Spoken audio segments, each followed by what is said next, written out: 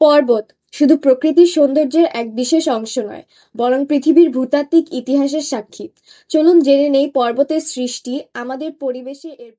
আজ আমি বাংলাদেশের মানচিত্র আঁকছি, যেখানে দেখাবো দেশের ৮টি বিভাগ এবং বলবো প্রতিটি বিভাগের কিছু বিশেষত্ব। টিউলিপ এক রঙিন ফুল যা দেখতে মনে হয় যেন স্বপ্নের কোনো অংশ। আজ আমরা জানবো টিউলিপের ইতিহাস, কিভাবে এটি বাংলাদেশে এলো, প্রকৃতিতে এর ভূমিকা এবং এর কিছু বিশেষ বৈশিষ্ট্য। বাংলাদেশ নদীমাতৃক দেশ।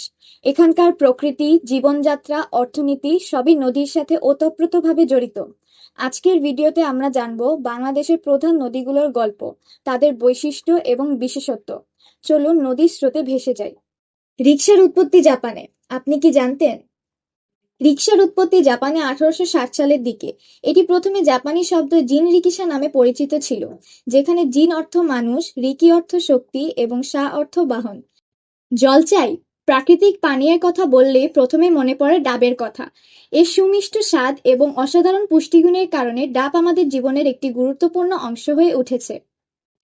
সর্ষে খেতে বাংলার প্রাণ। যখন শীতকাল আসে, বাংলার গ্রামগুলো যেন সর্ষে ফুলের হলুদ চাদরে ঢেকে যায়। এমন এক দৃশ্য যা দেখলেই মনের গভীরে আনন্দের ঝড় তোলে। সর্ষে খেতে শীতের রোদ আর বাতাসে খেলা যেন বাংলার প্রকৃতির সঙ্গে মানুষের এক অন্তরঙ্গ সম্পর্কের চিহ্ন।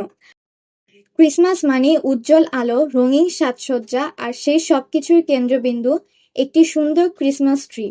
কিন্তু জানেন কি এই ক্রিসমাস ট্রির পেছনের ইতিহাস কি, আর বাংলাদেশে এটি কিভাবে উদযাপন করা হয়?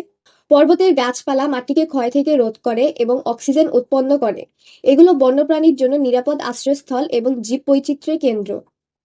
বাংলাদেশ যদিও সমতল ভূমির দেশ, তবে এখানেও বেশ কিছু চমৎকার পর্বত রয়েছে। বাংলাদেশের সর্বোচ্চ পর্বত শৃঙ্গ হলো তাজিং ডং। চলুন শুরু করি ঢাকা দিয়ে। ঢাকা আমাদের দেশের রাজধানী, অর্থনৈতিক ও সাংস্কৃতিক কেন্দ্র। এরপর চট্টগ্রাম, আমাদের বন্দর নগরী। কর্ণফুলী নদী আর পাহাড়ের মিশ্রণ চট্টগ্রামকে দিয়েছে অনন্য সৌন্দর্য। এবার সিলেট, যেখানে চা বাগানের অপরূপ দৃশ্য মন কেড়ে নেয়। রাজশাহীকে বলা হয় আমের রাজধানী। পদ্মা নদীর তীরবর্তী এই শহর প্রাচীন মন্দির আর পোড়ামাটির স্থাপত্যের জন্য বিখ্যাত। খুলনা সুন্দরবনের জন্য বিখ্যাত, যেখানে রয়্যাল বেঙ্গল টাইগারের দেখা মেলে। এখানে মংলা বন্দর এবং রূপসা নদীর সৌন্দর্য ভ্রমণ পিপাসুদের আকর্ষণ করে। বরিশাল হলো নদীবহুল অঞ্চল, যাকে বলা হয় বাংলার ভেনিস। ময়মনসিংহে রয়েছে ব্রহ্মপুত্র নদীর তীর। এখানকার জয়নুল আবেদিন সংগ্রহশালা দেশের চারুকলার একটি মাইলফলক। টিউলিপের জন্ম মূলত মধ্য এশিয়ায়, বিশেষত কাজাখস্তান, উজবেকিস্তান এবং ইরানের পাহাড়ি অঞ্চলগুলোতে। তবে এটি জনপ্রিয়তা পায় তুরস্কে, যেখানে অটোমান সাম্রাজ্যের সময় এটি বিলাসবহুলতার প্রতীক হিসেবে দেখা হতো। পদ্মা নদী তার বিশালতা এবং পলিবাহিত স্রোতের জন্য পরিচিত, যা দেশের কৃষি ও অর্থনীতিতে গুরুত্বপূর্ণ ভূমিকা পালন করে। মেঘনা নদী দেশের অন্যতম প্রশস্ত এবং গভীর নদী। এটি ত্রিপুরা থেকে এসে বাংলাদেশের হাওর অঞ্চল পেরিয়ে দক্ষিণে বঙ্গোপসাগরে মিশে যায়। মেঘনা পানির রং এবং মাছের জন্য বিশেষ পরিচিত। বর্ষাকালে এর রূপ অতুলনীয়। বাংলাদেশে রিকশার আগমন ঘটে 1919 সালে এবং চট্টগ্রামে প্রথমবার এটি ব্যবহার শুরু হয়। উইকিপিডিয়ার তথ্য মতে সারা বিশ্বে প্রায় 2 কোটি রিকশা ব্যবহৃত হচ্ছে, যার মধ্যে বাংলাদেশে বর্তমানে সবচেয়ে বেশি রিকশা সচল।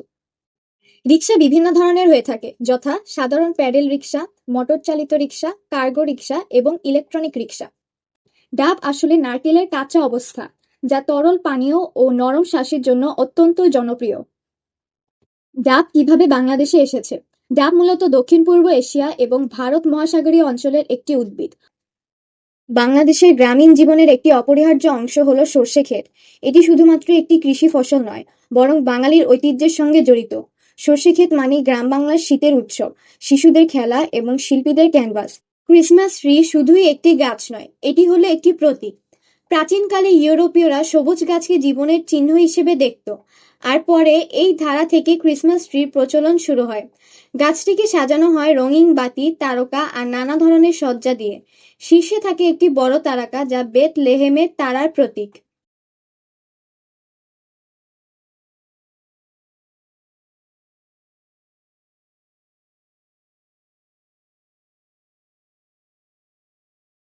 আজ এখানেই শেষ। আল্লাহ হাফেজ, আসসালামু আলাইকুম।